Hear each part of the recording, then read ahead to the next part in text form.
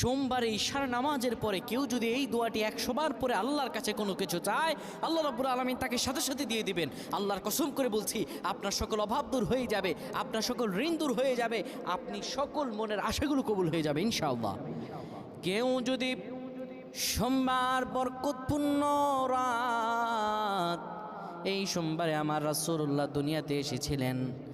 সপ্তাহে রোজা রাখারও সওয়াব আছে এই দিনে। কোনো ব্যক্তি যদি সোমবারে ঈশার নামাজ পড়ে সুন্দরভাবে ওযু করে কিবলামুখী হয়ে বসে ইয়া যাল জালালি ওয়াল ইকরাম 100 বার পড়ে, 30 বার দুরূদ শরীফ পড়ে,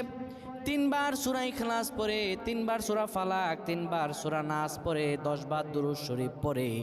আল্লাহর কাছে কোনো দোয়া করে, আমার রব্বুল আলামিনের কাছে দোয়া করতে দেরি হবে,